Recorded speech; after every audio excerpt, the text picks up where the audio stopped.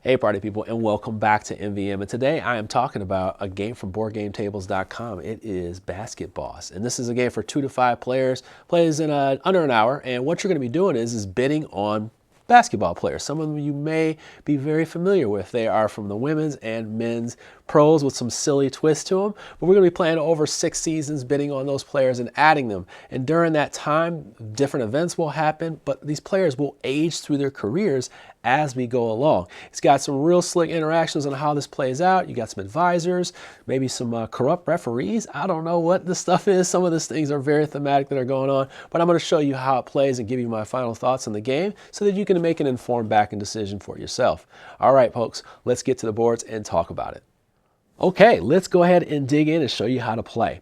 Basketboss is played over 6 rounds, and we'll have our little roster here as you're looking at a 3-player setup. We'll have our basic roster, and we're trying to build them up into a better roster. We'll be bidding over these player cards and keeping track of our strength up here as we go along, and we'll have a combination of things that will equal our final score.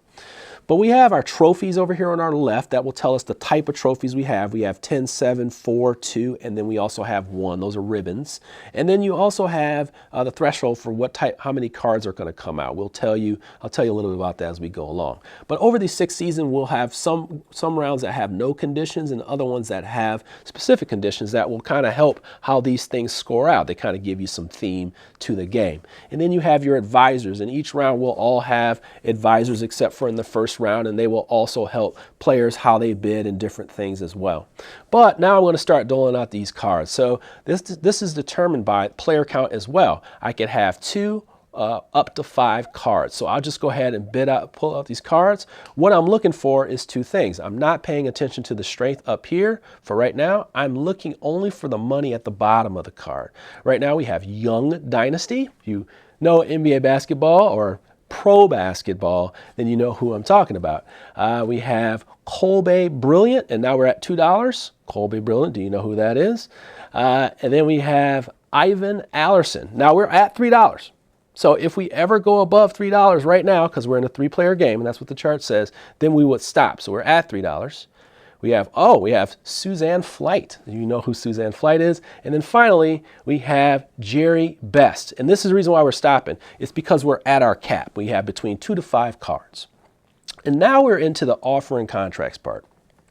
What we're going to be doing is bidding on these, starting with the player with the lowest of these advisors. I have a referee. I'll talk about how the ability plays out as we go along.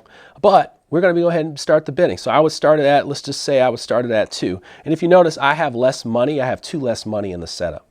So I'm going to bid 2. This player can pass, to my left can pass, or they can bid, and they would have to bid higher than me. And then we go to the next person. Now, we all could pass and discard this card. That's just something that can happen in the game. So now we're just looking at this card. We start on the left. I'm going to go ahead and bid 2. They're going to pass, and they're going to pass. So I'm just going to simulate this real quick.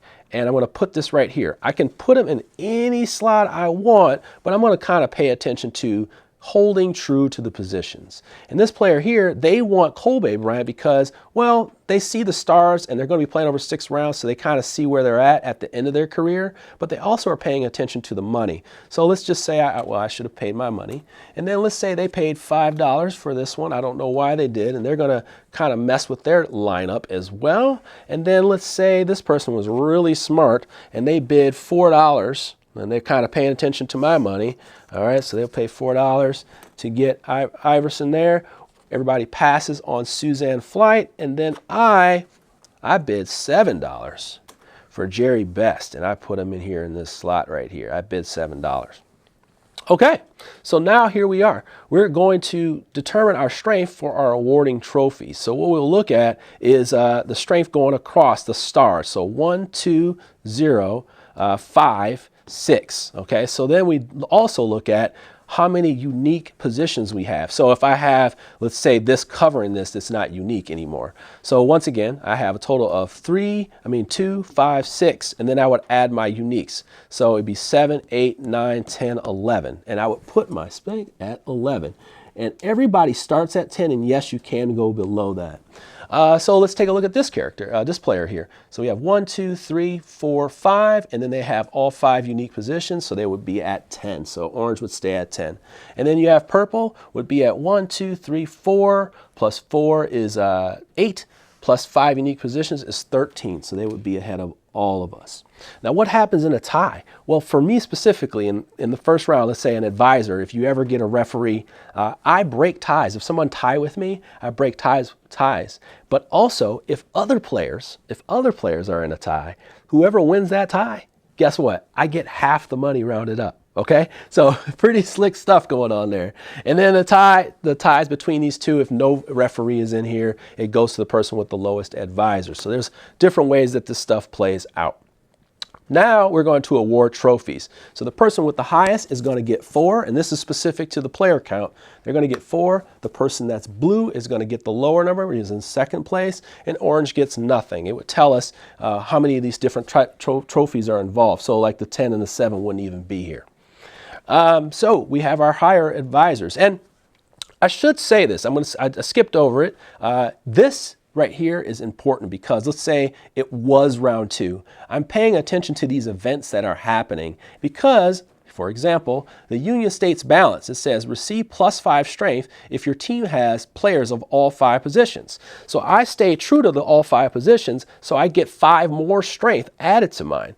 So this player right here, they stay true as well, but let's just say this player didn't stay true to the position and they move this card here. Well, guess what? They don't get all the position awards, okay? So you have different choices that you're making, which will alter things.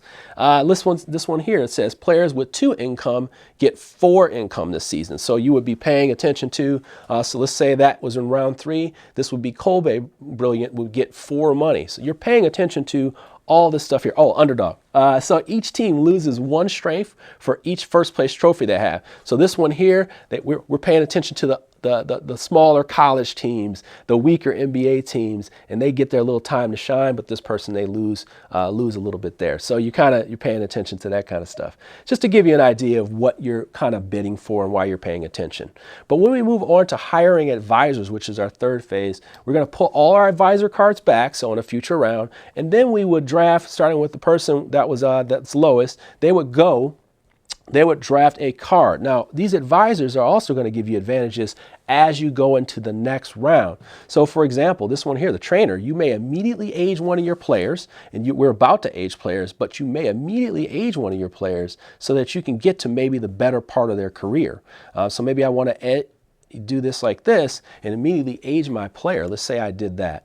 Let's say the blue player, they go, the purple player, the blue player, they're going to go, oh, sorry, I'm the second place player. Let's say this person took this here, and then let's say blue, myself, I'm going to go ahead and take this billionaire investor because in the next auction, what will happen is if I pass, I get $1, okay? So definitely going to be thinking about passing. This one here, the medical staff, it says you do not bid on injuries during the player's age phase, and you may not, you do not bid on injuries. During the player's age phase, you may not age one player. So you can kind of hold back the aging process. Maybe they want to hold back Mr. Ivan Allerson's page, so they do that. Now, I failed to mention injury cards. They're not in the first round, but what we have to do is simultaneously bid on them. So everybody has to bid on them. And if they bid, when we bid on them and we unveil here, whoever has the lowest bid out of all of them, they get this card and they have to cover up their best player. And if it's tied, it's the person with the highest advisor that will break that tie. So they're pretty much messed up either way. And this messes with everybody's strength. So as they go into the offer trophies things, they've lost out on the position as well. So that's just to kind of let you know what's going on there. And then finally, we age our players. So we just slide these cards up 1 slot. I think this is really interesting, right? This is pretty interesting right here. Boom, like that. And then that is a round of the game. All right, so everybody, we play out, and as you can tell, we have different abilities. We know next round we're going to have something activate, just like this. These advisors are not in place, so the referee's not in play. We don't have to worry about those interesting tiebreakers as well. But we know kind of like what we're doing going in. And then we would just dole out another set of cards like so. Ooh, let's see who we have this round. Uncle Stu, if you know that player, you remember. But Uncle Stu is at the end of his career very early. And then we just keep doling out cards. Let's see here. We have D'Amica Catch Things. And then we're at $3 already. So let's see if we get, yep, we go beyond there. So that would be our next round. So we're beyond this. We're actually at $5. That would be how many we have for the next round to start bidding on. And then we have these different things that come into play that we're paying attention to. This is what we'll do for all 6 rounds. And then when we get to the end, we'll be paying attention to the player's strength, where they're at. And I should say that some of these cards can be gone. You're not stuck with your roster. You can manipulate your roster as you play and draft cards out. You can kind of get rid of cards and things like that. But ultimately, you're going to be counting your strength here. You're also going to be adding the awards the different trophies that you have. So you're going to have those different trophies here as well as the rounds play out. But then you're also going to be counting your money. And for every 5 money you have, that's going to be a point as well. Whoever has the most points in the game wins. And that is how Basketboss works. All right, party people, final thoughts here on Basketboss. So what do you have here? Like, BoardGameTables.com has been doing all these games under 60 minutes, high fun factor in my opinion, and 3-packs. I mean, I haven't even got to all these different games that they have, but I have some, Kabuto Suma being my favorite.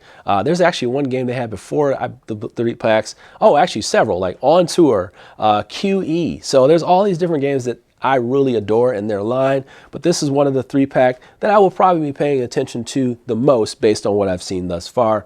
Basketboss, it has a high fun factor. It's thematic enough, right? It's thematic.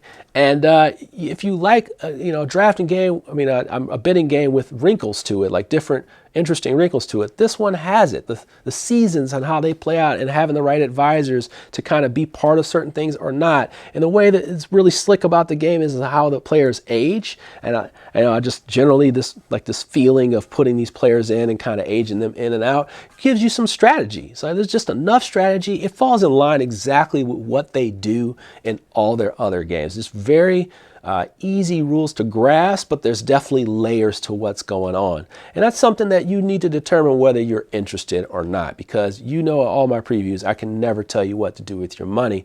But definitely, these are the type of games that I enjoy, and this is just another one in the line of board game tables type games. Kind of supplements my heavy game love at the beginning and the end of game nights.